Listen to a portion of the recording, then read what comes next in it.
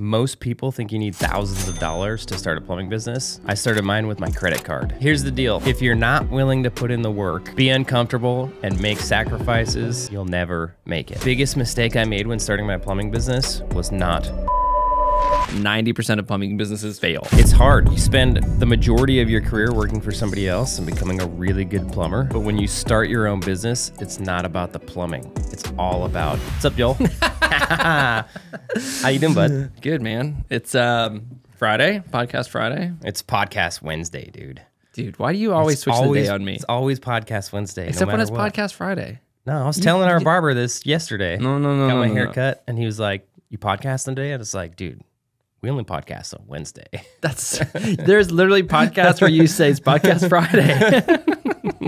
I just don't think you know what's going on. I think old age is getting to you, Jared. Dude, I'll tell you what's getting to me. My hair's getting thinner. I'll tell you that. Did your barber tell you that? No, I was looking in the mirror when he was cutting my hair. I was like, dude, my hair's getting thinner up there, like right up here in the front. Oh, crap. It's probably really bad in this light. Oh, man. Like I used to have hecka thick hair. Yeah. Because you had long hair. Oh yeah, and it was like mad thick. And he goes, well, how often do you shampoo? And I was like, shampoo? What's that? And he's like, what do you mean? I'm like, I wash with bar soap, dude. He goes, oh, that's horrible. He goes, how often do you use bar soap on your hair? I was like, every day. Oh, man. He's like, oh my gosh. He was pretty disgusted with me. Apparently, you're only supposed to wash your hair like once or twice a week. Yeah. You know how many times I wash my hair? I don't even want to know. Maybe once a month. Once a month? Maybe. Do you just rinse it with hot water? Yeah, just put water on it. Yeah, dude. That's gnarly. Yeah, why though? Like, what's like you don't like how it looks on your head, like when you don't wash your hair, or what? Dude, I love feeling clean when I get out of the shower. Like, I love the feeling of having soap on and then soap off. Yeah, see, you just have to get used to the feeling, just remember thinking that water cleans you. You don't need anything else. So you're just like, I just went underwater, I'm clean. Nope. Nope. So what's he saying? Is that bar soap's contributing to your he told me, he said, I guarantee you if you stop washing with bar soap, go get a very mild shampoo and a very good conditioner, one that doesn't have a bunch of junk in it that strips all your chemicals and stuff or all your oils out of your hair. Like Head and Shoulders, he said, is the worst. He said, I guarantee you give it 6 months, your hair will be back to how it was. Really? Yeah. Dang. Isn't that crazy? That is crazy. So I'm going to try it. Yeah, cool. So I didn't wash my hair this morning. Ooh, how'd it feel? Which brings up another argument. Morning showers or night showers? Random. Just like whatever. Oh, dude. Feeling it. Whatever's clever. I can't go about my day without showering in the morning. Yeah, I have to shower at night because I don't like getting into the bed all sticky. That I don't and care. Like dirty. That I can feel like on my sheets. Even when I like worked out in the field, dude. Sometimes this is probably way too far for podcast audience, but too bad. Like when I worked as a plumber out in the field, my wife, we would like pull the blankets off. She'd go to wash the sheets, and my side would have this like brown dirt spot on it. It's so gross. Oh, that's disgusting. It is. Okay. What are we talking about today? More of that. So when I'm just kidding. Dude, okay. Well, let's talk about, cause I mean, lately I've been having a lot of conversations with guys who are thinking about starting a plumbing business, or they're like right in the early stages. Like they're getting all their licensing, their business license, their bank accounts. Yep. And there's always a question of like, well, how much money should I have to start this? And then like, what's going to be my investments as I'm moving into this? Yeah. Because there's obviously startup costs, but then there's always this like, okay, well, like how much cash am I going to need like day 4 after I start up to get the thing that I need to get work or do whatever. Yeah. So I think it'd be a helpful conversation talking about the startup costs, and then maybe we could move into just guerrilla marketing and sort of other things like that. Heck yeah. So I guess we'll start with startup costs. Like thinking about a guy who wants to start a plumbing business but hasn't yet. He's working currently. Yeah. It's going to be different for different people, right? So if you have a family and maybe your bills are a little higher, it'd be harder for you to live off less. You don't want to take as much risk because you have a family to feed and probably a house payment and car payments and those kinds of things, right?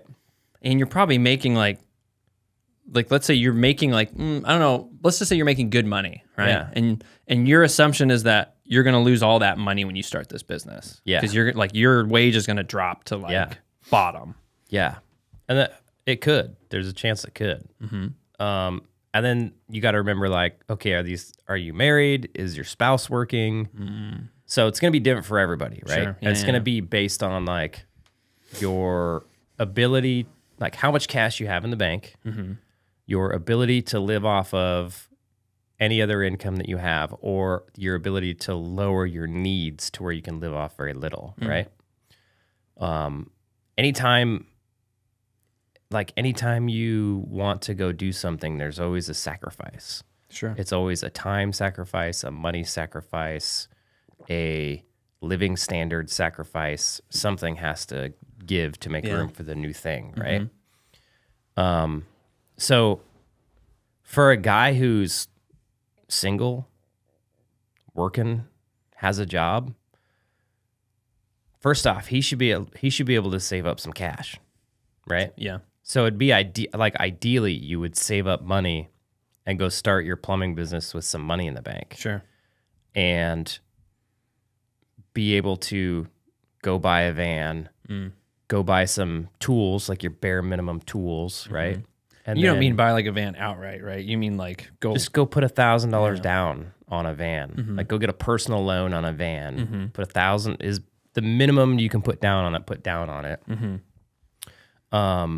Actually, probably before that, like before you ever quit your job, even just go get your proper licensing. Yeah, sure, of course. Go get your business license.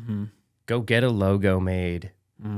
Go get your GMB made. Not made, but like go on Google My Business and apply for your GMB. Yeah, so that then you can go through the whole verification process. Yeah. Yeah, because those are all going to be really important. Yeah, and then go like think of a name. Go get a logo made so that you have something to work with. What about like making like hats with your logo or like polos with your logo? Or I think if you're a hat kind of guy, make a hat because it just makes you look way more professional if you show up in a company hat. Yeah. If you're not a hat kind of guy, then get a shirt made. Yeah. You don't need both. Gotcha. If you have the money for both, sure, do both. I don't think you need to wrap your van. I don't think you need to sticker your van. What about something on your van though? Like, wouldn't it be better to have something on your van, even if it's just like a sticker, than just like a completely white van at the beginning? I don't think so. Okay. I think you could. I think that,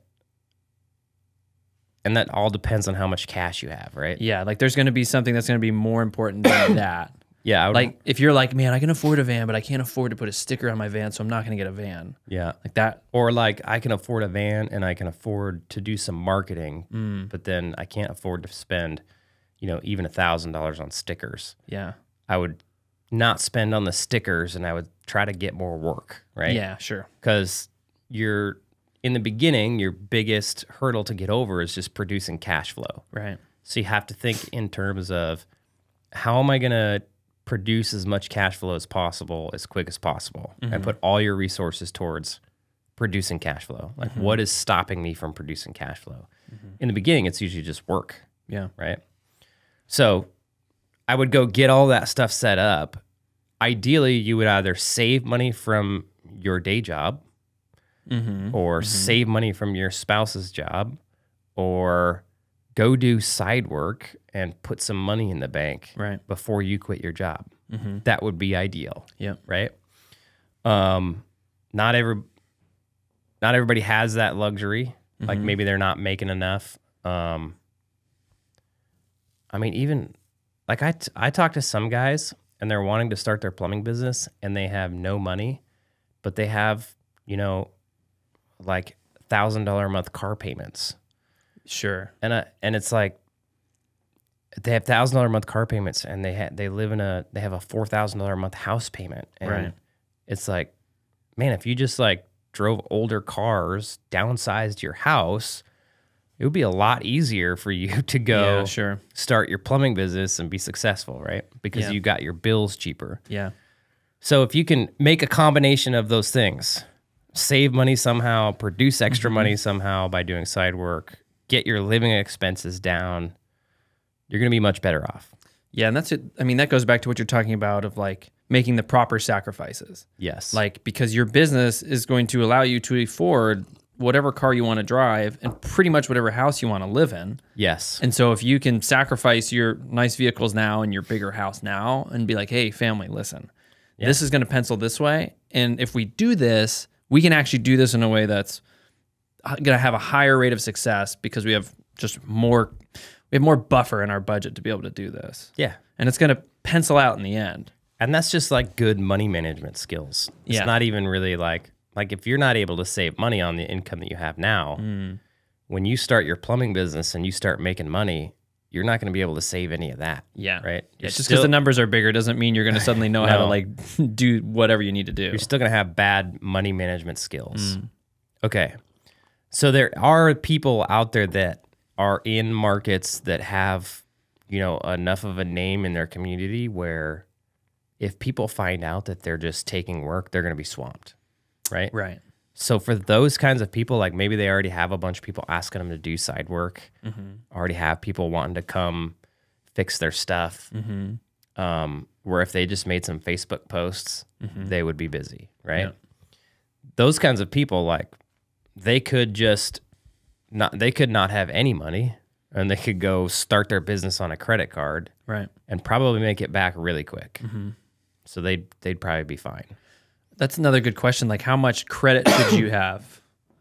So when I started, I had I think I had a $10,000 credit card is what I had. Did you have, was it like maxed out or did you have any money on it or was No, it was paid off. Okay. So it's just sitting there ready to use. Yep. So, and I started my business twice, right? Or really it was 3 times. I started with a partner once, started twice on my own. The first 2 times I ran it for like a year and I didn't make terrible money. I made okay money. First year I made less money. Second year I made more money. Second year I worked a lot more to make more money. Sure. But I had some money left over and we had money in the bank, right? So to go put money on my credit card to start my business wasn't that big of a deal. Sure. Plus I had sure. I had tons of people already that I knew if they just knew I was in business, they would hire me. Yeah. So it was real easy for me to go on Facebook and go, you know, add all my mom's friends, my dad's friends, my uncle's friends, my aunt's friends, and just start making posts. Hey, if you need plumbing work, I just started my business, you know, good quality, blah, blah, blah, blah, blah, blah. Call my mom, call my dad, call my brother, call my uncles. Hey, can you share this post that I just made on Facebook, right? To get the community to know that, oh, Jared has a business. Right. I already had a good name as being a good plumber. Right. And I got work. Like that's how I got my first month's worth of work. And in the first month, did like, because I was pricing better at that point, right, I did like $40,000 worth of work in the first month. So that was really like the catalyst that got me kicking. Yeah. So if you're in that kind of situation where you can just go make Facebook posts, get some work, and you know you can do that, I mean, go do it. Yeah, it's kind of like maybe like a good rule of thumb is start with your network. Like there's people that you know who need work because you've been doing this for a while. You've been doing plumbing for a while. Yeah. And it seems like if you're doing side work, that seems like a good introduction to just making those connections. Like if you do some side work, then you can start like, because those people will tell other people that you're a plumber and you're doing stuff, whatever. And then you can just start with that network right there to try to use that as your springboard instead of just being like jumping onto the scene like, hey, I'm a plumber. Nobody knows me. Yeah. The only thing about doing side work is like people who hire plumbers on the side are typically, they're hiring you because they want a cheaper price. Yeah. Or it's either they know you and like you and they want to support you, or they want the cheaper price, right? Sure. If they know, like you, and want to support you, cool. Right. If they just want the cheaper price, you're probably going to lose them once you start your own business and start charging normal prices. Yeah. So But I mean, if you're doing side work, just keep your prices super high. Yeah, sure. Cause Because then you'll avoid all those, right? Yeah. And it'll like train you to understand that your prices need to be high, so that when you do get into business for yourself, you don't have to go through this whole shift of, oh my gosh, I have to how can I charge more? Charging enough. Yeah, you're in this like in the side work position, you have a job, so you're like, hey, it's going to be this much, and the customer says no, and you're like, all right, I guess I'll just go home. Yes. And like go to work tomorrow. Yep. Like, yeah, you might lose that job, but it's not like you still have another job, you know, but you're getting used to, we could say, pitching that price. Yeah. And pitching that product and service. Yeah. I will say there's never going to be a right time to start. It's never going to feel good. It's always going to be scary. Mm-hmm. You're always going to wish you had more money. You're always going to wish you prepared more. Mm-hmm. It's never going to be like, this is the perfect time. Yeah. I'm going for it. Yeah. Right?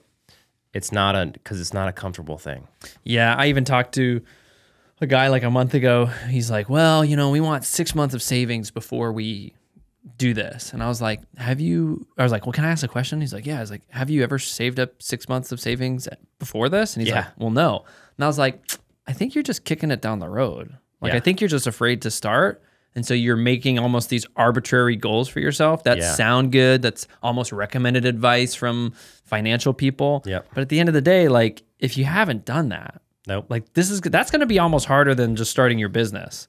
Like, because I've tried to save like 6 months of income, like off a very small income, like, babe, we're going to buckle down and do this. And then it's tough. 2 months in, I'm like, dang, I'm tired of this. Let's go buy something. Yeah, you'd be better off pushing forward on your plumbing business and getting your income higher. Yes. And then setting money aside. Yes. It'd probably be faster. Yes. Right? Yeah, because you could set aside way more money than you could just off your normal income, like trying to pinch pennies here. Yeah. And you'd probably enjoy your life a little bit more. Yeah. Or go do side work and put all that away. Yes. Like, start your business, but don't quit your day job, basically. Mm-hmm.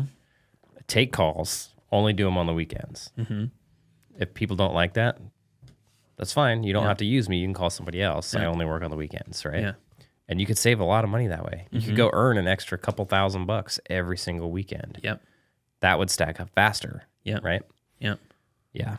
Yeah, then there's, and that sort of goes into like trying to get all your ducks in a row. You're probably just going to not do anything because you're so focused on getting everything in a row that like is unnecessary that you just keep kicking that ball down the road before you actually start. Yeah. Yes.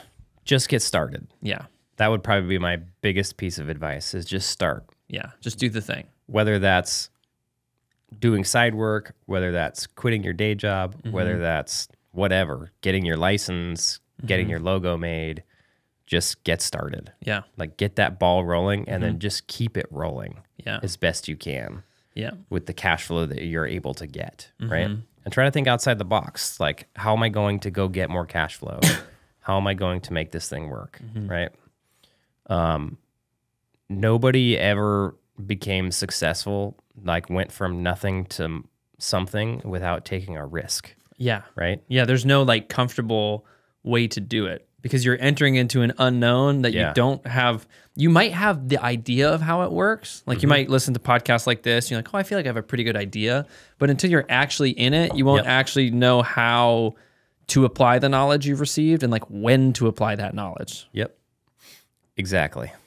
So I was listening to a Mark Cuban YouTube video the other day. Somebody was asking him questions, and one of the questions was like, what are the character traits that somebody needs to make it in business?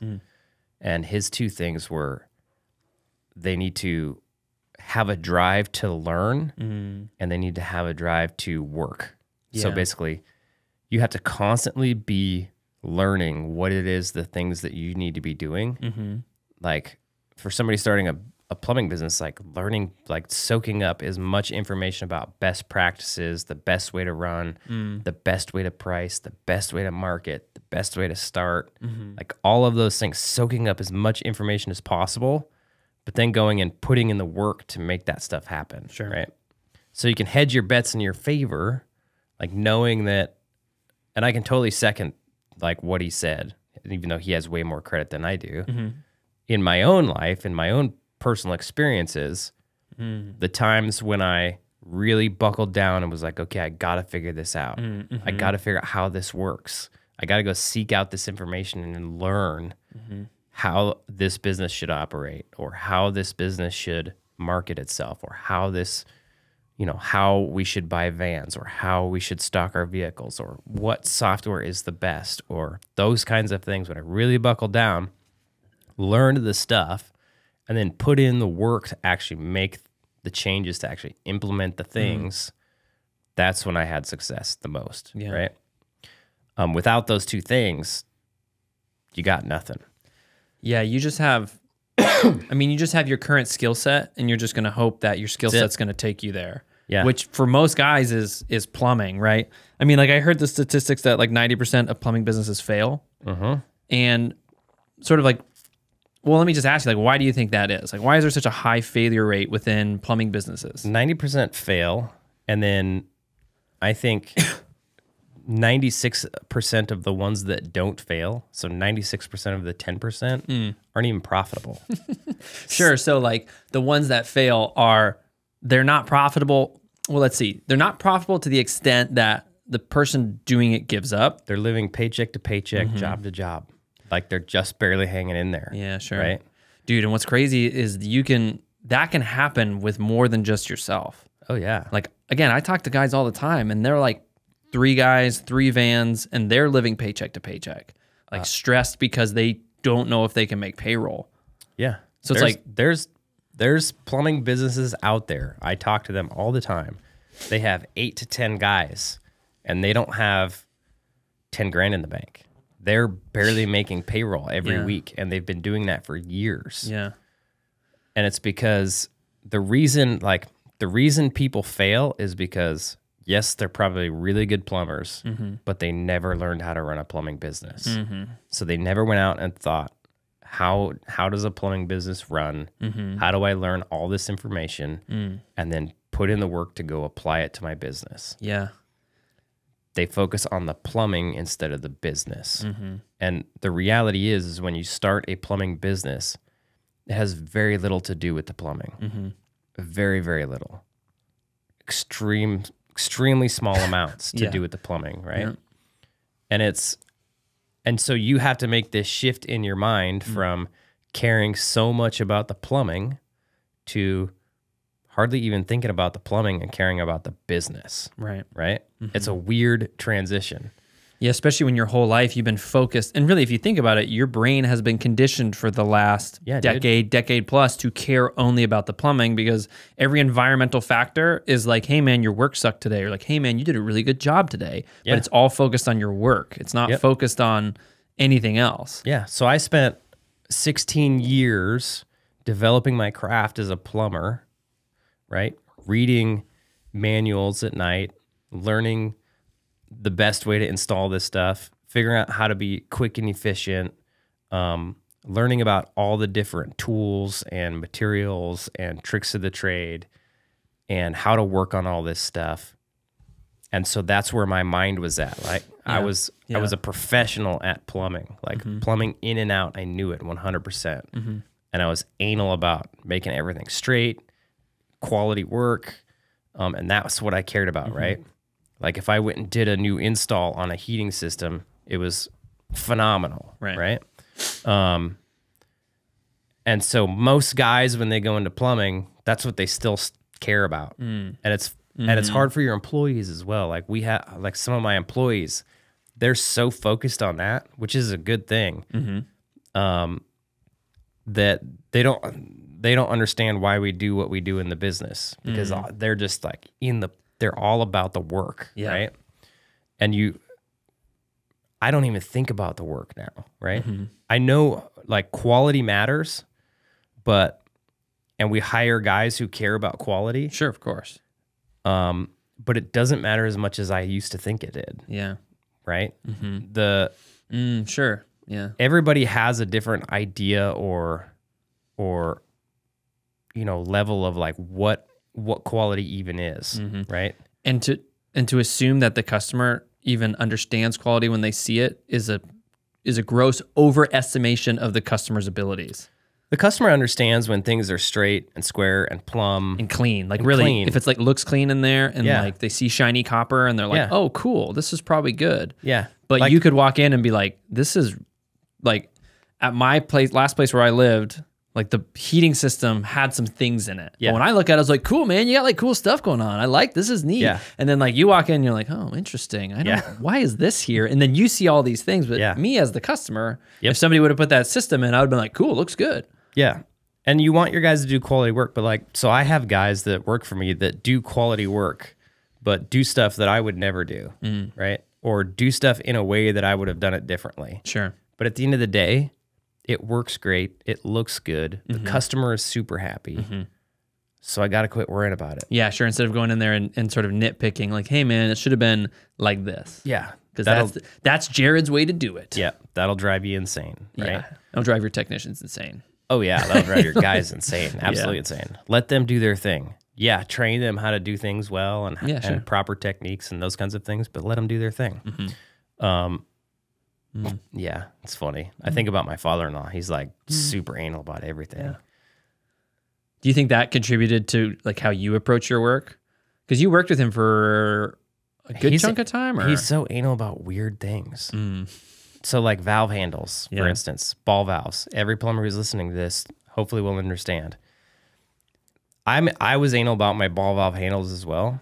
So like when I put a ball valve in on a horizontal, is that vertical? Vertical piece of pipe. I want the handle pointing up. Yeah. Because I want you to be able to grab that handle and pull it down. Yeah. Because to me, it's awkward to pull the handle up for like some reason. this? Yeah. Yeah. Unless it's on like a header, then I want them pointing down towards the header, right? This like it's like half a dozen one or the other, Yeah. right? Yeah. Sure. He would get so pissed because I would go, he wanted all the handles to be in the flow of the direction of whatever is flowing through the pipe, Yeah. right? Sure.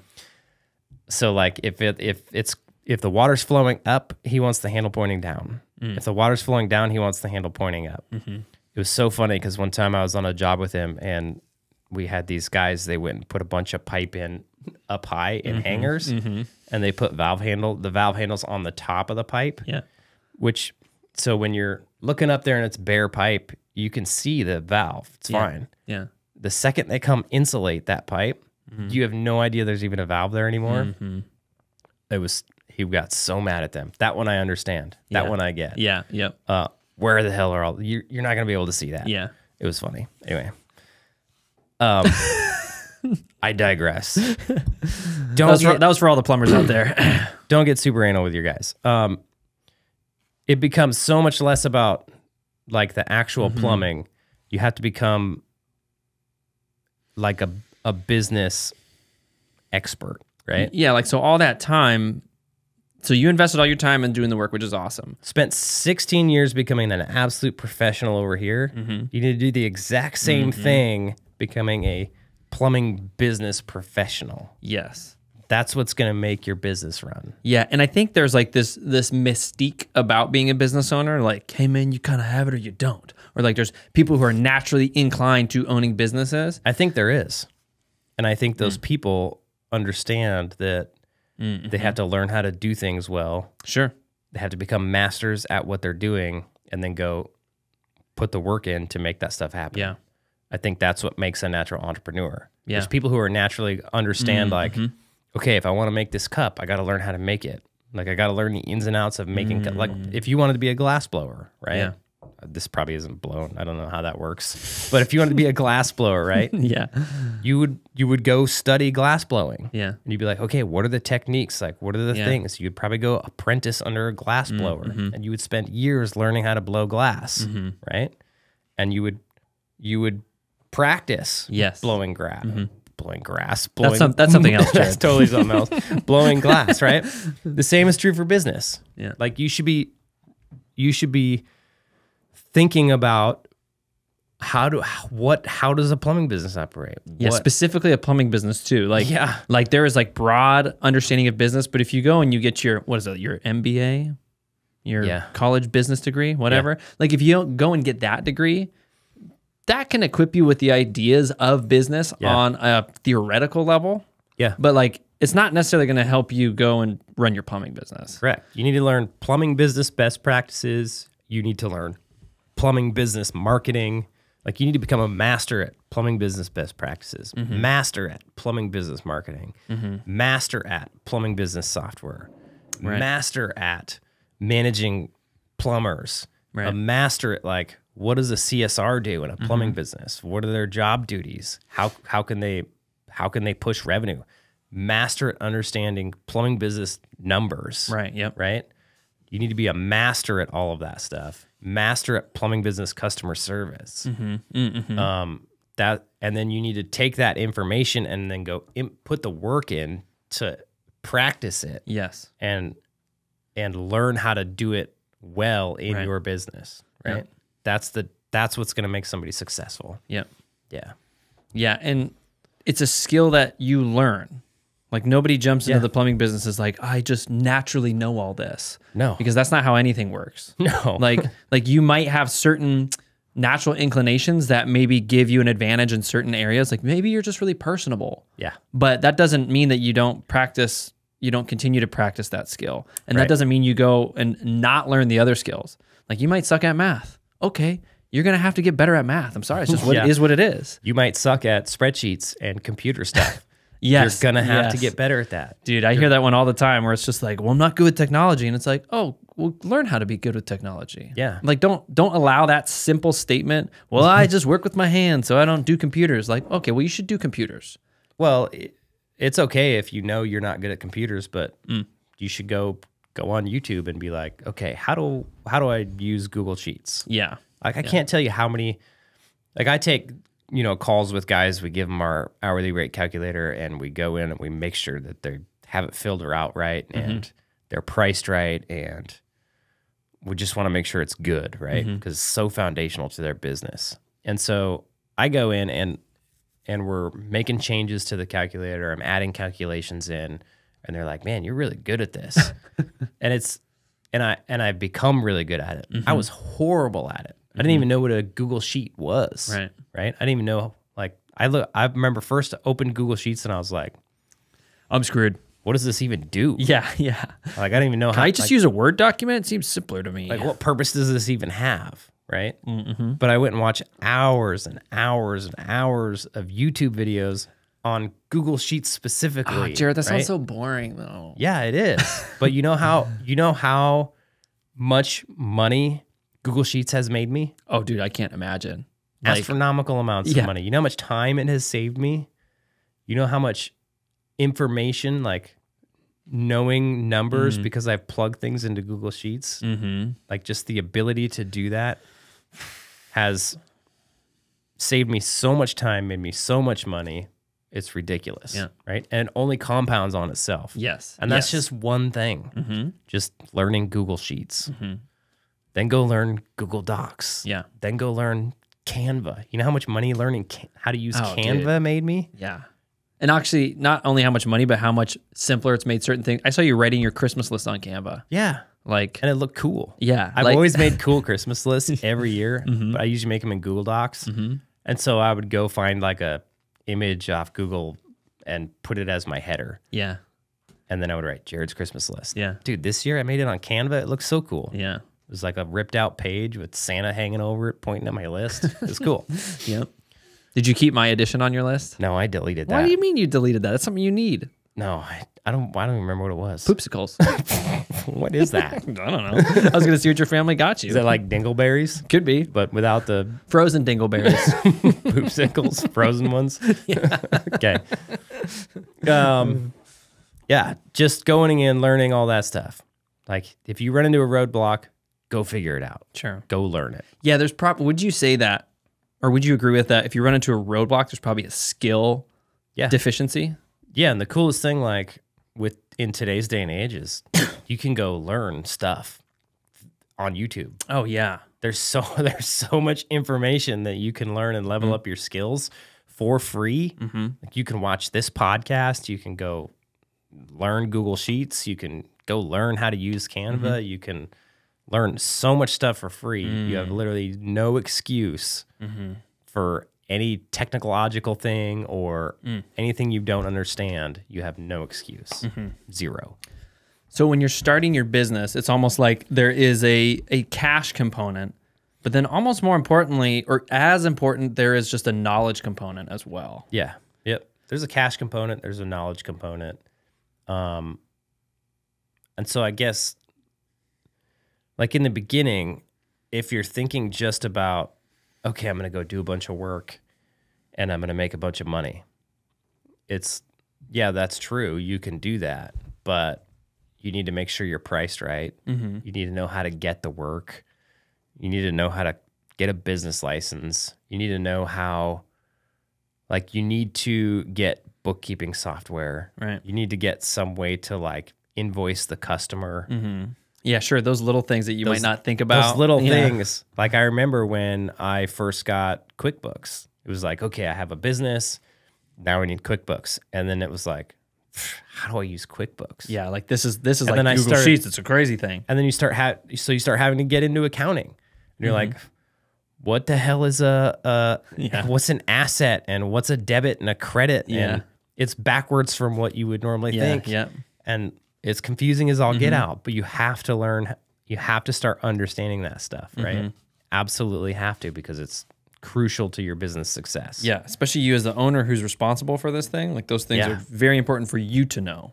Yes, 100%. Yeah.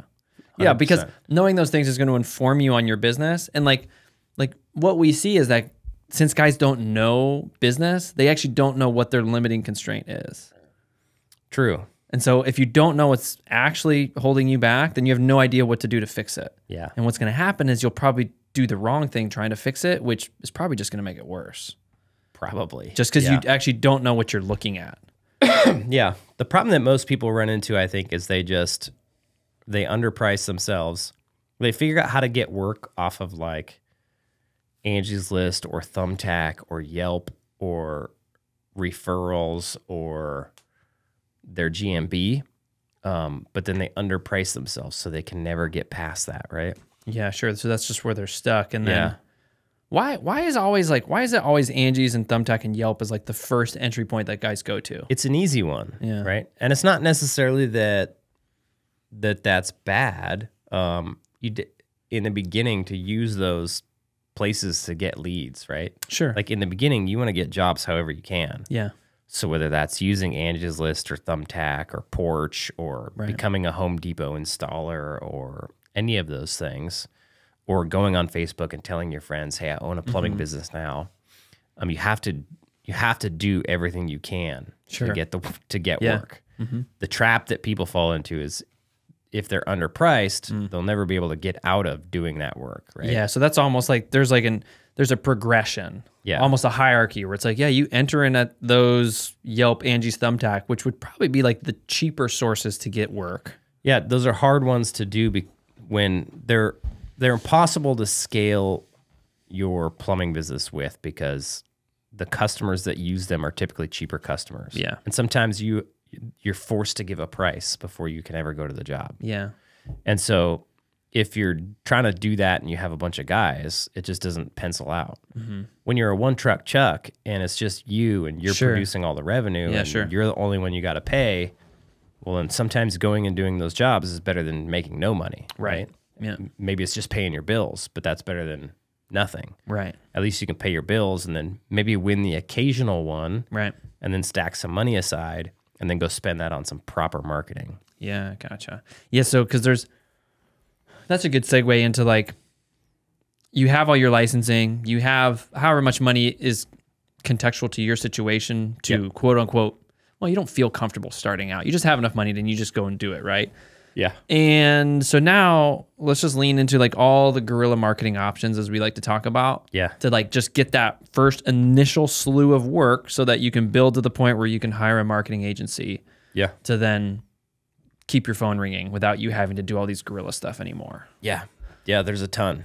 Like getting active on Facebook, just letting people know you have a plumbing business through, whether that's through your company profile or your personal profile or both. Both would be better. Yeah. Like let people know on your personal profile, let people know on your company profile, share your company stuff on your personal stuff.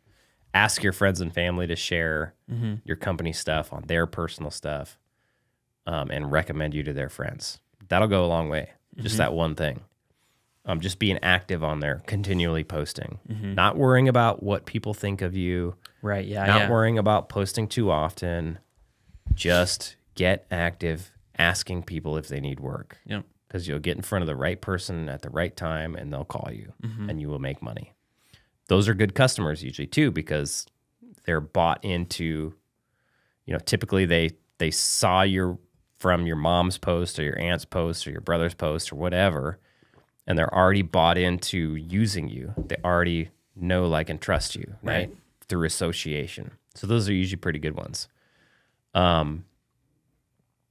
There's a whole list of them. So let's just go down the list. Yeah. You can make flyers and go put them out at grocery stores. Super easy. Doesn't have to be a fancy flyer. Right. It can just be a piece of paper. You can go to Google Docs, put your logo on the top, and write, need help with your plumbing, ? Call this company. Here's my phone number. And mention this flyer, get $25 off. Or mention this flyer, get $100 off. Whatever you want to do. And then put an expiration date at the bottom, like expires on 2 weeks from today. Yeah. Don't put 2 weeks from today, but put the actual date on there, right? Yeah. That will get people to go, oh, cool, I can get $100 off, and but I got to call them before this date. Get people to take action, right? Yeah. You get the scarcity with the expiration date, and you get the have a call to action. You're asking them to call you, and then you get, what's the other one? There's scarcity, and there's, I don't know, man. Dude, come on. You're my right-hand man. You're letting me down here. Yeah, I was thinking about other stuff. You gotta listen to me. Oh, I do. With most of my brain. Yeah, we'll think of it later. Anyway, you're asking them to call you, you're giving them a reason to call you, and you're providing a deadline for them to call you. Yes. That's important, because if you've ever been in plumbing business, the amount of I need a plumber right freaking now, those calls are very rare. Right. Yeah. Usually what it is somebody has a nagging plumbing problem that they've had, and they do not want to pick up their phone and find a plumber and call a plumber to come out and fix it, because to them, it's not a fun experience. It's not a pleasant thing. It's not something they want to do. It's not something they want to spend their money on. And when they go to call somebody, it's like they've had this nagging them long enough to where now it's a big enough problem to where they're willing to go through the effort and the pain in the butt of calling a plumber to come out to their house and fix this thing, right? They got to take time off work. Will the guy even show up? They got to coordinate schedules with their spouse, with all the stuff. And and they got to spend money. They don't want to do it, right? So when you put a flyer in front of them that's like, hey, I'll fix it. I'll give you $100 off. Sure. But you got to do it before this date. It just pushes them to call you. If you don't, they'll be like, oh yeah, I got that nagging plumbing problem. Maybe I'll call these guys. And then they forget about you. Yeah. So that's what the scarcity does. And then you're also using urgency. Urgency. There you go. Yeah. Thanks. Yeah, I got you. Pulled through. Yeah. Keeping my job today, boys. Woo, that was a close one. You got the urgency with the $100 off, and you got this. There's that scarcity. No, that's urgency. Urgency. Yeah. You got the scarcity with the date, right? Yep. I would say with those, making them look good is important in the sense that, when I see a handwritten sign just staked into the thing outside of the grocery store, I'm like, that's communicating me that a certain type of company is doing that. Yeah. There's this hilarious sign driving home from church. It's it looks like a sheet that's pulled into the ground, and it's got red spray paint like boot camp. And I think it's a fitness offer. And I'm looking at it, I'm like, that looks sketchy. This looks like a murderer just put that up. I ain't going to no boot camp where I'm gonna get murdered. But if it was a big sign that had a good logo with a picture, an avatar of a strong dude, come join boot camp, I'd be like, dang, what is that? That could be legit. Yep. So it communicates legitimacy when your flyers look legit. Yes. And it just takes like if they're in color, they don't have to be. I would say though that don't let that hold you back. Like, Sure. yeah, don't handwrite everything, but don't let having a super legitimate looking flyer hold you back. You can make it look legit in a Google Doc. Yeah. If you just put your logo in there, you type it up and space things out nicely, that will be good enough. Yep. Right? Yeah, when I was leaving the grocery store yesterday, there was a painter call to action sign, just like we're talking about, like on my way out. And I was thinking about those painters that I see in the neighborhood that we talked about whenever we talked about it. Yeah. And I looked at that and I was like, this is so much better. Like there's a nice sign with a logo, like, hey, we do painting. They had a little thing like, if you're not happy, we'll give you your money back, whatever. And I'm like, oh, cool. Yeah. Like in my head, I was thinking like, do I have any painting that needs done? That's like I was considering it. Like I was like, just because the sign attracted me because it was actually done in a way that didn't shout ghetto company. Yeah. Like I was like, oh, cool. And I don't have any painting work to be done. So, but you know, I thought about it. And that's another thing that you can put on your flyer as well as a guarantee, like on the bottom, like guaranteed service that'll make you smile. If not, we'll give you your money back. Sure. Yeah. Right. So it's like they literally have no reason not to call you right now. Right. You'll get work off those if you do enough of them. Yeah, it's just a volume game. Yeah, because think about it. If you go put 100 of those out of the 100 people that saw your flyer, number one, how many of them have a nagging plumbing problem? I don't know. Probably not very many, right? Yeah. Maybe one, Yeah. but I doubt it. But if you go, so let's say 1 out of 100, so you get one call putting out 100 flyers. If you take that same math and you go put out 5,000 flyers, all of a sudden you're getting way more calls, right? So it's a volume game. You just got to go make it happen. If you don't have any work, the good thing is you have time to go make that stuff happen. Yep. Go put up a ton of flyers. And that time, and like that's probably like it seems to me like that's where like, you know, the mentor or the coach can really help. Because you don't have any work. So in your head, you're like, well, what should I do with my free time? Yeah. Like from the guys I talk to, typically the answer isn't go print flyers and just spend the rest of your day putting flyers out. Yeah, go get active. You don't have money to spend on marketing, so you have to spend your time on marketing. Yes. So you need to spend your time putting out flyers, making Facebook posts, getting into, like even on Facebook, like go to your community pages. Yeah. Search for people who are looking for plumbers. Yeah, sure. Like of course, join the community groups that are in your area. Join the community groups. Go post on there. Hey, I started my plumbing business. If you guys need plumbing work, give me a call. Yeah, I mean, I still I'll get emails from various community groups that my wife has been a part of, and then I'll see things come up like, anybody know a good plumber? Yeah. And it's just like asking for somebody to be like, I do, or like, I can, what do you got going on? Yeah. Let me give you a call. Yeah. It's just like, I can help you out. Call me here. Yeah. Yeah. And I think what happens is because like putting out flyers isn't necessarily the fun thing to do or the thing that seems like it'll work, guys will get distracted doing other things. It's uncomfortable. Yeah. And like so this is a big thing for guys coming from being a plumber to being a business owner. They don't want to put themselves out there. They don't want to push too hard. They don't want to, and you see it a lot in logos, right? Yeah. They want their logo to look, you know, professional and clean and like corporate, right? Yeah. And they don't want to like make too many Facebook posts and bother people too much because that's going to make them look bad. Yeah. The reality is the more you push your image, the more you look different, the more you do things that nobody else is doing, the more people that are going to know who you are, the more work you're going to get. Yeah, like if you think about it, all the annoying commercials that you get on whatever streaming service you have, they're constantly just bombarding you with the same concepts over and over. And they know you don't like it, and they're like, we don't care. Think about the commercials that happen during the Super Bowl. It's the absolute best advertising money that you can spend, right? According to advertisers. And think about the commercials they put out. They're funny, they're weird, they catch your attention, they're not normal. like the ones that work, right? The ones that you remember. They're not just some lame generic thing, right? It's like they're trying really hard to grab your attention, keep your attention, get you to remember something so that you will use their service, right? Yeah. You have to do the exact same thing with your business. Yeah.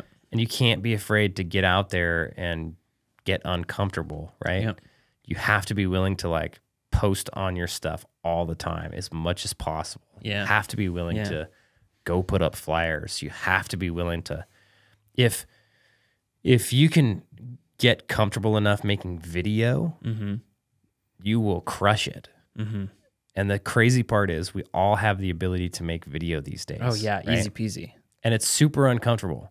Like go to my TikTok or Instagram or whatever and watch my first videos. They were horrendous, right?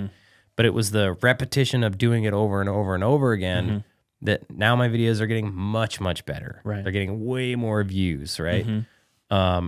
If you can learn how to do video for your plumbing business, like when you go to a customer's house, grab your phone and say, hey guys, I'm here with so-and-so customer. We had a client do this that he does it very well. Trifecta Heating and Air. If you go look at his Instagram, he's got a video of him with a client. Hey guys, Trifecta Heating and Air here with so-and-so. We just swapped their whatever vanity sink. What did you think of the service today?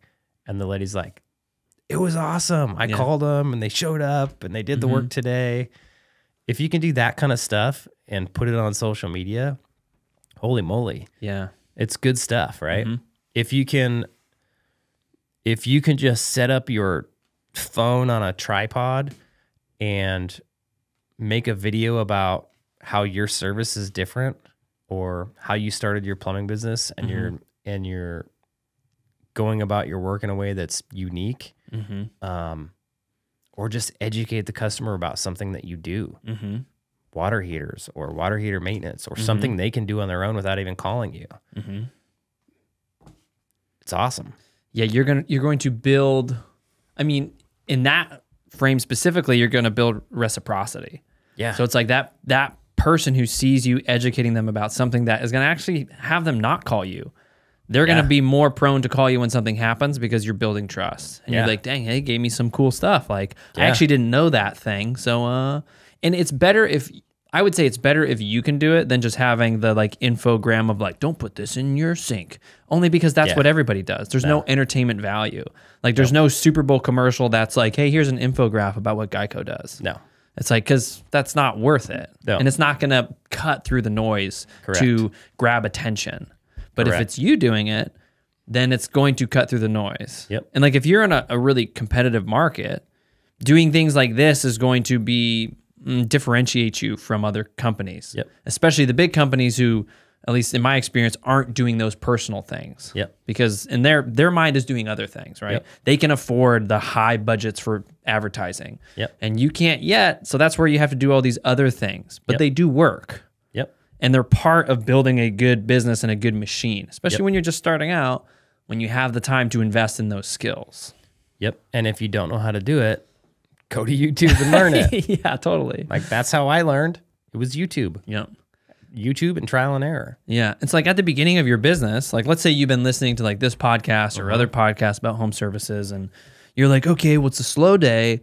I'm going to like work on my price book. You know, I'm a one truck chuck and I'm going to start building that thing, or I'm going to be looking into marketing companies, et cetera, which both of those aren't terrible things to do, but like right now you need work. Yeah. Like, and I know it's not attractive to go to Kinko's. Is Kinko's still a thing? I don't know. Go to Kinko's and print out a bunch of flyers that you made on Google Docs or Canva or whatever, and then just go wander around and put them on windshields. Yep. But I would say that that's where your attention should be. Yeah. It's like you have to think about what's the biggest thing holding me up, and then what's the lever that I can pull to make that not hold me up anymore. Right. Right. If you don't have money to hire a marketing company, then your only option is to do guerrilla marketing. Right. So on your free time, instead of working on your price book or things that, you might need to do down the road, but it's not the thing that's actually holding you up right now. That's a waste of your time. It's a small lever now. Right. When you have this much more giant lever that you can pull over here called guerrilla marketing, right? That will have so much more impact on your business. So you need to be pulling the highest leverage levers first. The ones that are going to make the most impact. Yeah. Like don't book that call with Service Titan, like, because they're just going to tell you not right now. Yeah. You know, like don't do all that stuff. Like, you got other things that you can do, like man. the guerrilla marketing just to get work. Yeah. Yep. Okay. So it's like we got flyers, we got Facebook. Flyers, Facebook, we got Supply House. If you have a little bit of money and you can go get like coffee cups, this is what I did. I got coffee cups with my logo on them, and I went to the supply houses in town and I gave all the employees coffee cups. I think it cost me like $10 per cup. And so I got like 100 cups. I spent $1,000, went and gave all the guys my coffee cups. So when you went to the supply house, they were all drinking out of my coffee cups, right? Sure, yeah. They all really appreciated it too for some weird reason. They were like, "Oh, thanks, man. That's cool." Yeah. Hey, what if you leveled up? If you what do you think about this? What if you knew the guys at your supply house, like you knew their names? Yeah. What if you got them coffee cups with their names on them and your logo? You could. That'd be tough. Yeah. That'd be harder to do. Yeah. Because I think there's minimums on the orders, and the Sure, you'd have to get a smaller the minimum, the more expensive the cup. Because I was just thinking like how cool they'd be like, dang, it's got my name on it. Like, you know, they'd be using that cup for a long time. Yeah. So I went and gave him coffee cups, and then I went back like a week later, and I was like, and I gave him a bunch of business cards. I said, "Hey man, if you know anybody that needs work, do you mind just passing on my card? I'll take care of them. I'll do a good job." And they recommended work to me all the time. They still do to this day. Yeah, that's cool.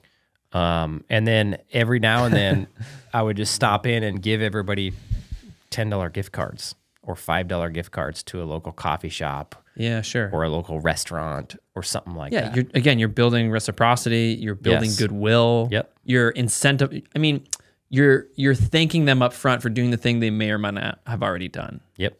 Correct. Which is going to lead them to go, "Oh wow, Jared was really cool. I got a coffee cup and I got a gift card." Yep. I'll totally tell people about his business. Somebody calls in for this thing, wanting to know how much it is, and they don't know who to have install it. They're like, "Oh, you should call my buddy, at Prospector Plumbing." Yeah. And the recommendation from the supply house, that customer already believes in you. Yeah. Just like that, right? Oh, yeah. So like, it's such a good recommendation. In my experience, because typically when I'm out there trying to do my own plumbing work, Jared, when I'm calling Jared, like, "Jared, how do you do this? What's a bolt and how does this work?" Like stupid stuff.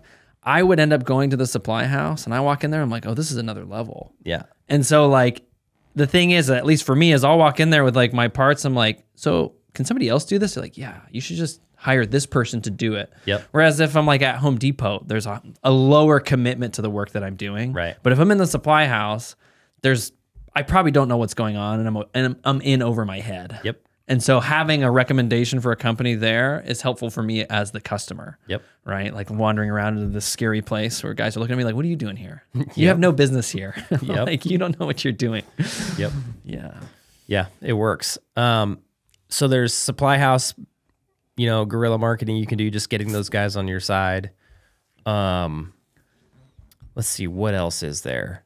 Yard signs. You can go put up yard signs. You got to be careful on that one. You got to check your, rules in your county or your make state sure you're or your not city or putting whatever. trash in the thing or Yep. or like asking if you can put it in certain places if maybe it's in a community, asking I don't know. Like in our community, we have the show home there. Like, I don't know, checking in there, like, "Hey, can I put yard signs here? How does that work in your community?" Yeah, I know. I would go, like, you'll see guys put them at the entrance of our community, but they're on the public road. Like their actual sign is on the public property. Yeah. So they're not actually putting them in private property. They're on public property. That's probably what I would do. Like go find, if there's like large neighborhoods and they have entrances. Yeah. But the road that they come in from is a public road. Right. And you can put your yard sign on public roads to go through a yard sign there. It's the only reason I know who one other plumbing company is here is because I saw their yard sign. Yeah. Yard signs, I would put giant logo, phone number, like Joe's Plumbing, phone number. That's it. I wouldn't put my website. I wouldn't put, because it's such a tiny piece of real estate and people are driving by it pretty quick. Yeah, they're not going to be like, "Wait, what does all that say?" They need to see your logo And then if they really need a plumber, maybe they'll take a picture of it. Yeah. But the reality is they're probably just going to see your logo, Yeah. right? Yeah. So you can do that. One of the guys in our course, he started going online and finding like remodel contractors, electrical service contractors, other service professionals in his area. And he went on ChatGPT and had ChatGPT write up a nice email. Basically, you can go write up an email like on a Google Doc, write up, an email that you would send to these contractors of like, hey, I'm a local contractor here. We're looking for work. We're looking to partner with other local service contractors that do a good job. I was wondering if you wanted to start a partnership with me where we would refer you to our customers and you could refer us to your customers. Go to ChatGPT and say, hey, make this sound professional. Right. And have ChatGPT rewrite it. And then go send this to other local service providers in your area and see if you can build these partnerships with people. So now the electrical contractor, you can recommend him to your customers and he can recommend you to his customers, right? That's good. So now you're getting recommendations from other contractors. That's a great one. You can go door knock. Go door knock. Get some door knockers made up. Go on Canva, type in door knockers. Right. You'll find a door knocker template. Build it exactly like you did the flyer that I talked about. On one side, have your logo. Need help with your plumbing. On the other side, have, call this company. Here's our phone number, expiration date, and what was the other one? $100 off. $100 off, discount, and then the guarantee. Yeah. Guaranteed to make you smile or your money back, right? Service that'll make you smile or your money back. Easy peasy. Go start knocking on doors. Yeah. You need to look up your codes on this. If there's like, sometimes you got to get a door knocking permit. Go get the permit. Go start knocking on doors. Yeah. Literally just go to their house, write up a script, practice it before you go. Yep. Write up a script and say something to the effect of, hey, we're in the neighborhood working on your neighbor's plumbing. Wanted to stop by and see if you guys needed any plumbing work done. If we're providing free estimates on anything today, plus if you move forward with any work, we're waiving our service call fee, so it's $250 off for any work you get done today. Right. Is there any plumbing work you would like us to look at while we're in the neighborhood? Yep. Simple line. Yep. Super simple. You're going to knock on 100 doors. 99 of them are going to say no. One of them is going to say yes. It's just a volume game again. And if you're priced properly, you might only need like 1 or 2 jobs to actually be profitable. If you could do 1 job a day and you're priced properly, let's say your average ticket is $1,000, and you go spend your day knocking on doors and you get 1 job and you make $1,000. Yeah. You do that every day, Monday through Friday for an entire month, you're all of a sudden making 20 grand a month. Yep. If you can live off of 10 grand, now you have money that you can go spend on a marketing company to get work so that you can stop knocking on doors. Yeah. Right. Because remember, the whole purpose of guerrilla marketing is to get enough cash flow so that you can hire a marketing company. Yes. Okay. So, and then think about the other 99 people that said no, but you left them with a door knocker. Yep. Now they're informed. Or the 99 people who didn't open their door and you left a door knocker on their doorknob, right? Some of those will call you as well, right? So, and now they know who you are. Maybe they just didn't have any plumbing work that they needed done, but now they have your thing. And now when they need plumbing work done, they know they can call you and they've already interacted with you. They already see you. You already look like a professional. They've already had a good experience with you. Sure. Yeah. Yep. So, in our neighborhood, if I was to have service work of any kind do that, they would immediately stand out. Oh yeah. Don't assume that anybody's doing this, because I've never had anybody do this. No. The only people who knock on my door are solar salesmen. Yeah. But you know why they do that? Because they can make money doing it. Oh yeah. Like Tons they of understand that, like, I knock on doors and I can sell people on $70,000 solar kits. Yep. Right. Obviously different offer, different parameters, but the idea is they understand that walking down streets and knocking on doors is how they can get business. Yep. And so like it works for them, it can work for anybody. Oh yeah. Definitely. Yeah. It'll work. Guarantee it. Yeah. Like if anybody showed up at my house, I'd be like, heck yeah, man, come on in. Like, Yeah. what do I got? Yeah. What can we have you do? Yeah, I don't know. Tell me about it. Let's go. Yeah. Yeah. You got any cool technology we can install? Yeah, right? Like, I don't know what's going on. Yeah. What do you got going on? Yeah. I would totally be down. Yeah, doesn't that drive your wife nuts when you do that? Because you're always like, didn't you have like 3 bud guys like coming by doing bug service because you just kept having a different... we had 2 bug sprayers at one point in time. Yeah, because they would knock on the door. I just remember hearing Christelle being like, Jared always just got 2 bug sprayers now. He just likes to hear the guys' pitch. And, you know. Dude, I do. I love hearing their pitches. Yeah. Like the solar guys, hearing what they're doing and how they're going about it. And I ask, like, I get in the nitty gritty. I'm asking them, like, how does this work on your end? Because I want to understand how this is working on their end. Yeah. It's remarkable what they're doing. It's cool. It's pretty rad. Yeah. It's a money making deal. And like door knocking and like having that, we could almost say that sales experience is just good skill to get good at. Yeah, dude. Like just you as a business owner, you as a human being to be able to communicate in that, you know, medium pressure situation. Yep. And like practice that. Like that will take you pretty far in your business just in general. Getting comfortable doing that in front of the customer. Yeah. That's a huge skill set. Yeah, to be able to have, again, like this medium conflict zone of like, this person doesn't really, well, they don't know you. They're kind of bothered that you're here, and you being able to then express enough value for that customer to go, I'm actually not bothered anymore. I'm actually sort of happy you're here. Yep. Like that's a skill of persuasion that it's worth you practicing, because you can take that skill and then turn it into the skill in your office with your technicians, with your CSRs. Like it just becomes, you're better at communicating. Yep. Which at the end of the day is one of the highest valued skills in business is communication. It's gonna change the way that you communicate on the internet. It's gonna change the way that you communicate your business. It's gonna make you a more effective marketer in general. It's gonna be huge.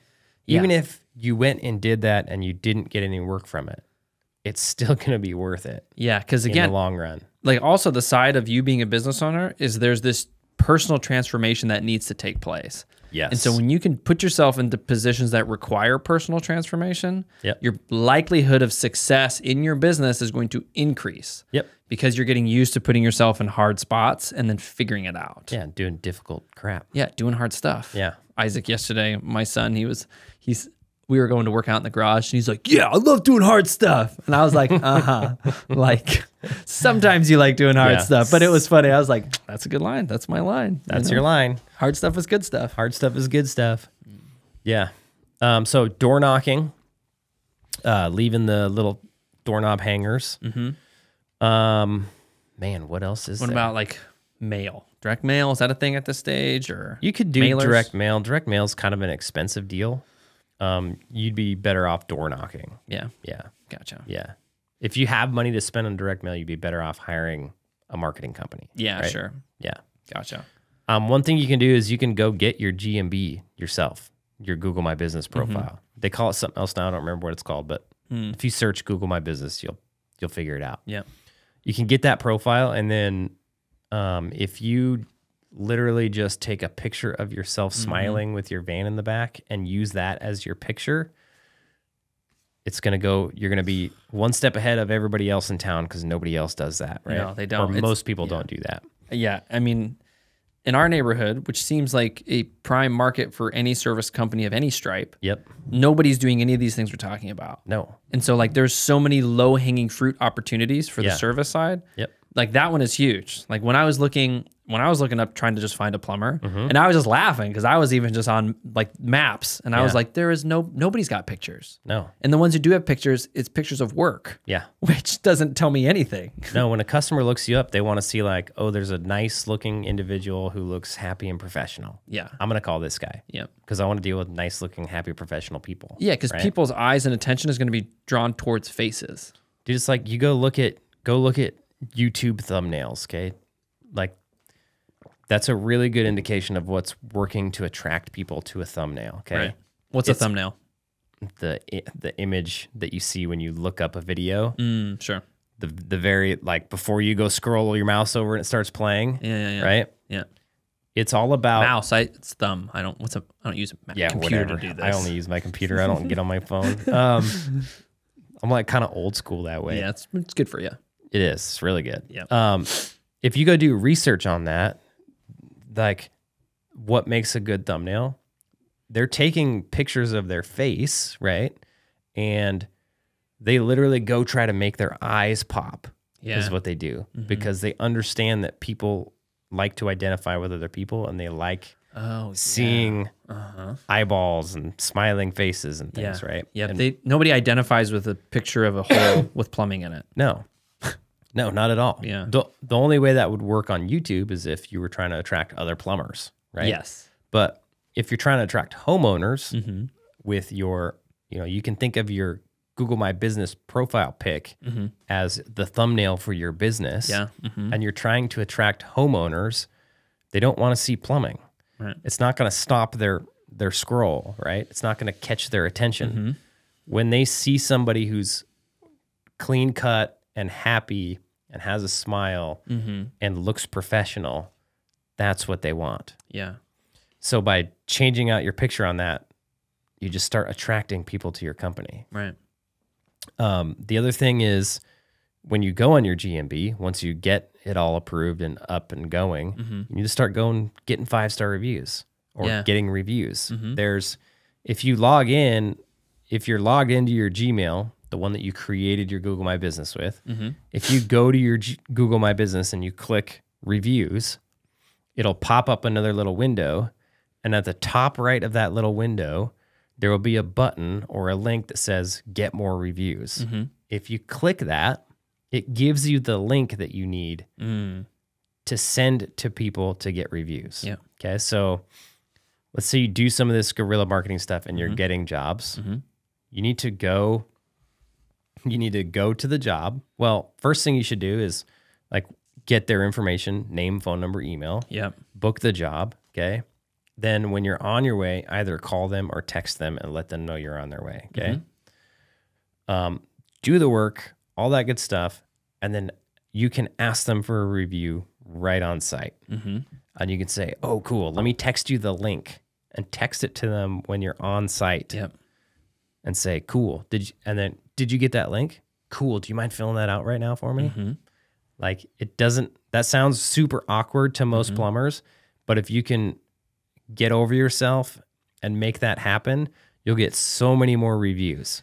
Yeah. And you'll get so many more good reviews too. Yeah. It's so key. Having a stack of reviews it's something that you should be trying to do from the outset so you don't have to go back and get them later, but it's just something that will just pay for itself so much. It's going to help your ranking on Google, and you're going to get so much more work from it. Yeah, I mean, it's the social proof that you really need. Yes, if somebody's looking for a plumber and they see your profile, like I think Google My Business is really underrated. Yeah, for most people, they don't understand the power of that. I mean, Google is like my favorite analogy for Google that me and this guy on the phone came up with is it's pretty much they're the mob.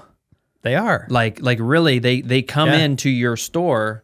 And they're like, it would sure be a shame if anything bad were to happen to your Google profile. Oh, dude, it would be detrimental. Because it's like, if you think about for your business, if Google was like, hey, Jared, we got to shut your GMB profile down, you'd be like, okay. It happened. Oh, really? Yeah. Somebody, one of our competitors reported us for something. Right. I don't know what. Google shut our profile down until we sent them proof of like, I think we had to send them our business license and our insurance and all that stuff, right? So it was down for like 5 days. Call volume dropped significantly. Yeah. A lot. So it's a huge push of calls. So if you think about it, like 90% of searches are happening on Google. Somebody searching for a plumber. Or something connected to the Google network. Yes. They're going to Google. They're looking. If you can show up there and they like plumbers or customers are going and they're going to Google and they're searching through, a smorgasbord of plumbing companies, and they're going and looking at their picture and how many reviews they have. Yep. And what's their rating. Yep. Right. And so if you show up and you have a crappy picture, it's like ding 1. Yep. If you show up and you have terrible reviews, That's ding 2. They're probably not going to call you. If you show up and you have 10 reviews and they're all good, they're more likely to call you. Yep.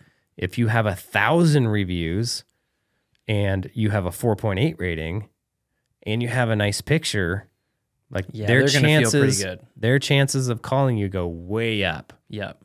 The more reviews you can get, the more confident the customer is going to be that you are going to do what you say you are going to do. You're going to answer your phone. You're going to book them on the schedule. You're going to come to their house. You're going to give them an estimate. You're going to do the work. It's going to be good work. It's going to be easy to deal with you.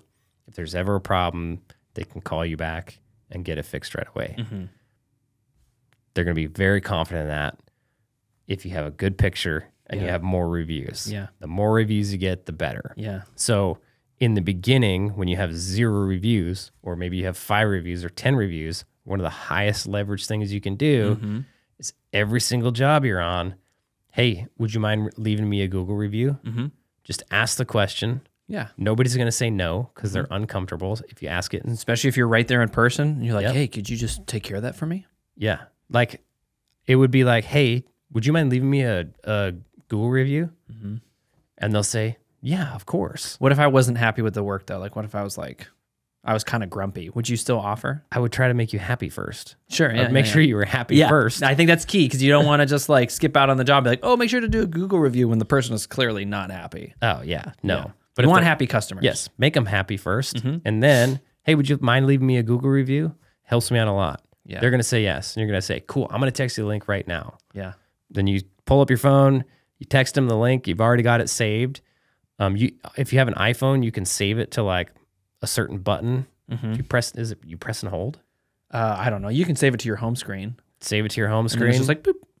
Send it on over. It's like, cool, I sent it to you. Would you mind making sure you got it? Nobody's going to say no. They're going to pull out their phone. Oh, yeah, I got it. Cool. Do you mind filling that out right now? Nobody's going to say no. They're going to go, oh, yeah. And they're going to get on there. They're going to write a quick thing on there. And they're going to fill it out. It's uncomfortable for you, but if you can do that, you will get way more 5-star reviews. Yeah. And that's what you need. Like you need to build those as fast as you can. Yep. Don't sleep on building those. No. For the people that are, when you're there and you do work and for some reason the customer isn't there, then text them the review link. Say, hey, thank you for the business. Really appreciate it. Would you mind leaving me a Google review? It really helps me out a lot. Here's the link. Send them the link. Then if they don't leave a review, follow up in a couple days. Hey, just checking in to see if you had time to leave that review. Just in case, here's the link again. Yeah. Like they're that important to like put in your like high leverage tasks of like following up on your reviews. Oh yeah. If you have a CSR, your CSR can do that for you. And then eventually when you have software and a bunch of guys, you're just going to have that stuff automated through the software. And the automation works. Yes. Yeah. Yeah. It doesn't work as good as asking in the field, but asking in the field when it's just you, the owner, is doable, right? Asking in the field when you have 10 guys out in the field, it gets a lot harder. Yeah. Because you just have a bunch of, like you have more stuff you want your guys to think about. Right. Yep. And the more reviews you have, the less important it gets to get tons of reviews, right? So also in the context of protecting your Google profile, do not buy reviews. Oh yeah. Like this is sort of like if you buy reviews, that's when like, you know, Google, the mob guy is like, yeah, it sure would be a shame if anything were to happen to your beautiful GMB profile. Seems like you've been trying to buy reviews. Like, but even if they don't catch on, if you buy reviews and you just have a bunch of, you either have a bunch of 5-star reviews that nobody said anything on. Right. Which, cool, you got a bunch of reviews, but nobody knows why. Yeah. It looks fishy to the customer. Yes. And then number 2, if they do write something and it sounds like some Indian dude, you know, from halfway across the world wrote the review, all of them sound like they're like, huh. Yeah, and like what happens, because I've seen it, is like they'll all sort of follow the same like language cadence, and like they're like big paragraphs of like, we were so, and it's almost like the way that it works is like, yeah, talk about how I'm on time and how my work is great and the customer service. And then you see like 221 5-stars in a row with all those things highlighted, and you're like, this is... And all the names are like Alibaba or Ramafan. Yeah, and you're like You're like, wait a second. Yeah. I'm in Kansas. Yeah. Like, Yeah. I don't think that. Yeah. Came to house, do excellent work. Yeah. Yeah. Or even if it's like, we really chose plumbing company name because of their highly rated success in these areas. And you're like, nobody talks like that. No. Like whenever I've left a review, it's been like, yeah, great service. I really appreciated how cool it was. And this was nice. Boom. Yeah. Like it's not, I'm not overthinking it No. with this big paragraph. But when you buy reviews, they just seem, it's just such a risk. Like don't mess with it. Like just do the work, get the review. Yep. 100%. Yeah. I've never even thought about buying reviews. It's so funny. Yeah.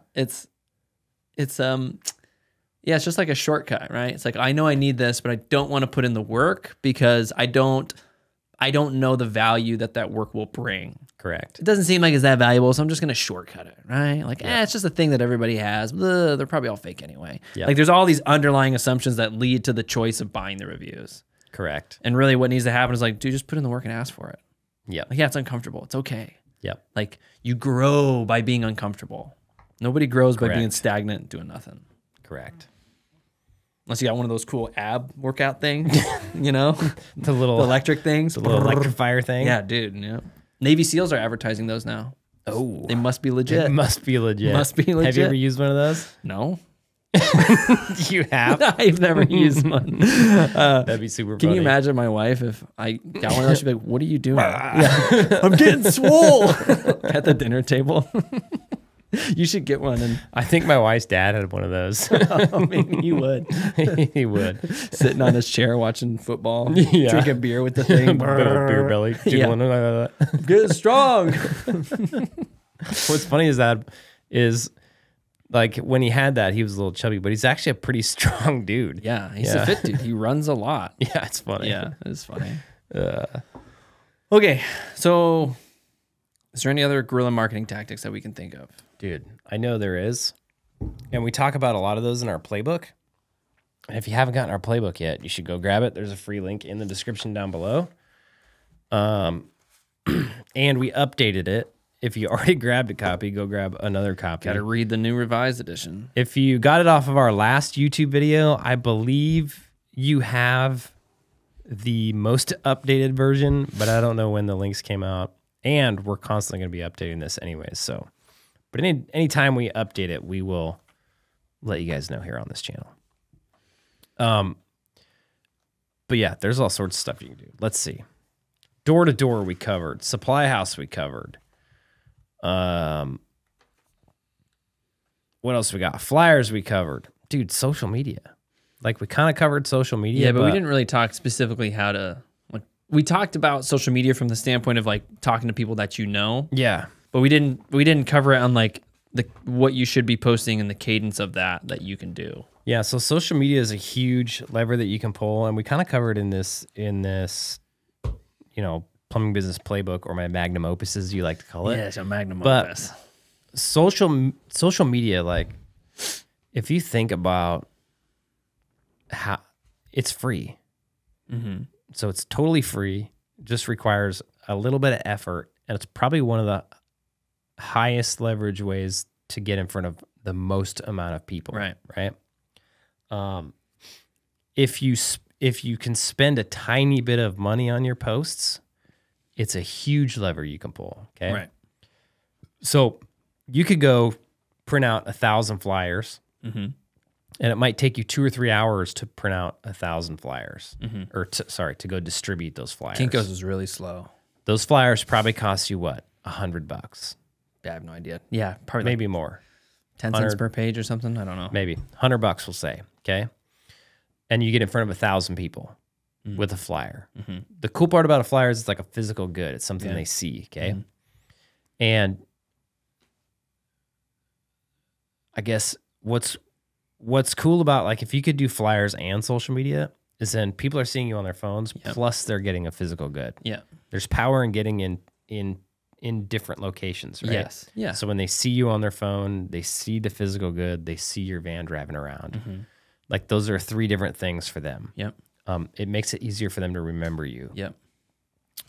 Social media, if you can go make a social media post, like let's say you just turn that flyer into a social media post, right? So it's literally just like, hey guys, need help with your plumbing. here's our logo, here's our phone number. We're running a discount. You don't even need the phone number. You don't even need your logo because it's on your Facebook profile. Like just like, hey, $25 off today only, or $100 off for the rest of the week. Expires, Friday at noon. Right. Service guaranteed to make you smile your money back. Make that into a post. Go spend $100 on that post, and you'll get in front of a few thousand people. Right. So it's extreme. It's very cheap to get in front of lots of people. Yep. So if you're going to do that, when you go into Facebook and you make a post like that, number one, you want to be posting regularly on your company profiles. Because if you're not posting regularly on your company profiles, and then you make a post like this and you go spend money on it, what people do is they go check out your profile. And there's just nothing. And if there's nothing, it's weird. They're like, who the hell is this? Yeah. But if you're posting regularly, they're like, oh, this is a legit company. Also, like, take a little bit of time to build out your Facebook. Like, Yeah. put a header photo. Like, Yes. make sure the information is correct. Yeah. Because I've definitely gone to Facebooks for plumbing companies. I'm like, this is, like, you got, like, half, it's like half done. Yeah, fill out your bio, put on your website, Like, take the time to do phone it. number. Yeah. Go, like, if you need somebody to create you a header image, go on Upwork, find somebody that will create you a header image. It'll probably cost you could probably get it done really cheap. And on your header image, I would put your logo, your name, and your phone number. And that's it. Yeah. That's all I would put. Some people will search you out on Google and they'll see your Facebook and they'll go to your Facebook. Yep. And if your phone number's not there, they won't know how to call you. So put your phone number on there. We actually, this is slightly off topic. We didn't even talk about websites. Yeah. Yeah. That's another thing. Like you could go get a website done. Yep. Ideally, you would make enough money to where you can go work with a marketing company and they can get all that stuff in order for you. Get your GMB going, your GLSA going, your website going, build your pay-per-click ads, Right. build your Google local service ads, build your Facebook ads, Facebook, Instagram, start posting content for you. Right. Make sure you have your header images are up. Right. Yeah. They'll do all of that good stuff, all of the phone tracking. Yeah. They'll get all of your listings across the internet on the same page. They'll start working on your SEO. Like that's ultimately where you want to go. Right. It's probably a good idea if you can't afford a marketing company to go get a very basic website built. Yeah. And you can get that done on Upwork as well. So Upwork, or what's the other one? There's Fiverr. There's all those. Yeah. There's all those places like that. And you just need a real basic website that's like that somebody can go to and see that you're a legitimate plumbing company, right? And if you're on Fiverr and you're contracting a website builder, give them a couple of examples of websites that you see from good big plumbing companies. Like, so they know how to structure it. Because I've been to websites and like the colors are super weird. Like it's like black and red and it's like kind of hard to see. It just kind of feels janky. So if you can say like, hey, I want to build just like this one of this big company's website, like that's what I want it to be. The only problem with that is they're going to have like the big companies are going to have a lot of photos. Sure. Professional photos. They're going to have, lots of, it's going to be a much more complicated website. Yeah, it's going to have interactive and chat and all that kind of stuff. It's going to cost you a lot more, and then you're not going to have all of the photos and junk as a guy who's just starting out, right? So it might be a good idea to go find one, like a more simplified model. Like for me, if I was just starting out, I would want my web page, I would want my logo at the top. I would probably build out just a one-page website.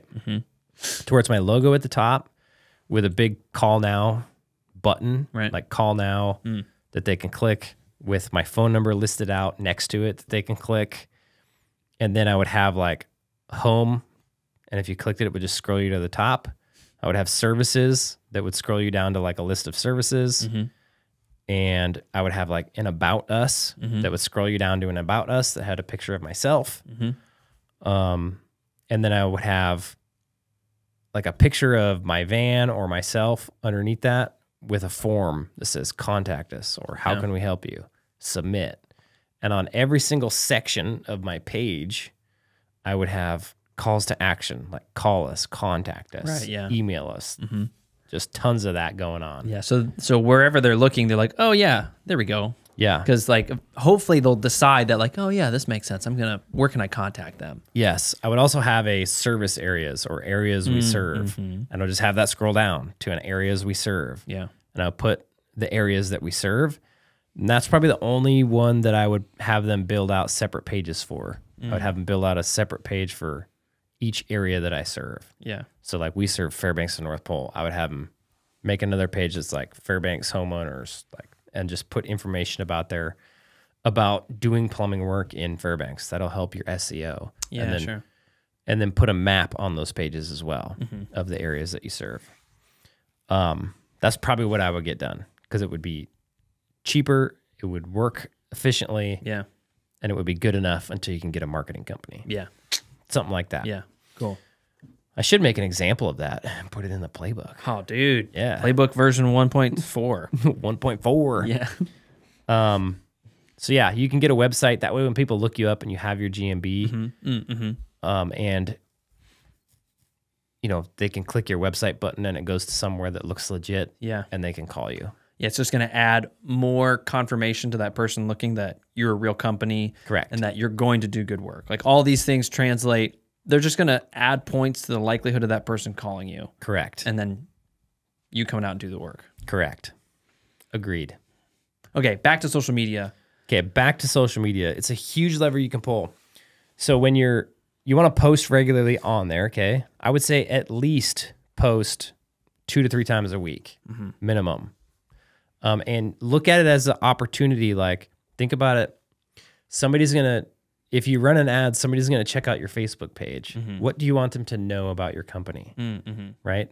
And so I like to think of this as like, what do customers really care about? If you go look at Google reviews of your competitors, of yourself, if you have some, go look at what people are leaving 5-star reviews about, and then go look at what people are leaving 1-star reviews about. You'll find that it's usually the same 5 things. Right. It's speed of service. So like, and I just went over this in one of our coaching calls yesterday. There's 5 businesses that you can look at. There's Amazon. It was speed of service. Like that, they built a $1 billion empire on speed of service. Yeah. Multi-billion, right? I got to remember them all now. There's Netflix. They built a huge empire, multi-billion-dollar empire on ease of use. Right. It started with, rather than going to Blockbuster and having to rent a movie and then bring it back, they just ship it to your house. Yep. No more late fees. And then you ship it back. Right. Super easy. Then it went to streaming, even easier. Right. Yeah. It's all on ease of use. You can look at Walt Disney. They built a whole empire on just an experience. Right. Yeah, sure. It's all built on experience, quality experience, right? Even when you get their movies, it's an experience. You're experiencing something. Look at Bernard Arnault, Louis Vuitton, richest man in the world right now. His empire started on quality. Right. It was quality leather goods is what got him there. Suitcases, I think, is what he started with, right?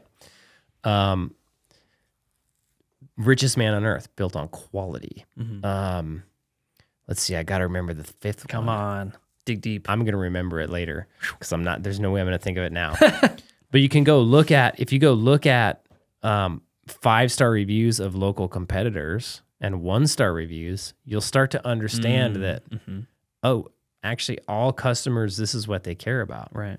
So they care about that they call the company and they get there quickly. They get to them fast, right? So how fast can you get to them? They care about the experience. They care about the quality. They care about how easy it is to use your service. So when they call you, do you answer the phone? Right. Do you get them booked? How fast do you get them booked? When you show up, do you look legitimate? Do you do quality work? Do you stand behind your work? Is the whole experience easy and seamless, right? Those are the things your customers care about. So you have the opportunity to build what I like to call perceived value in their mind. So all of those things in reality, when you do them, are very valuable to the customer, okay? And they're going to leave you a 5-star review if you do them well. And they're going to leave you a 1-star review if you do them poorly, okay? If on social media you have an opportunity to just tell the customer you do those things, Right. and all of a sudden you become more valuable in their mind. They perceive your company as more valuable just because you told them that you do things, things that you're probably already doing. All of a sudden now you're more valuable, which raises their chances of calling you over somebody else. Especially if they see it consistently on social media. Yes. Because social media, it's an easy game to get in front of people consistently.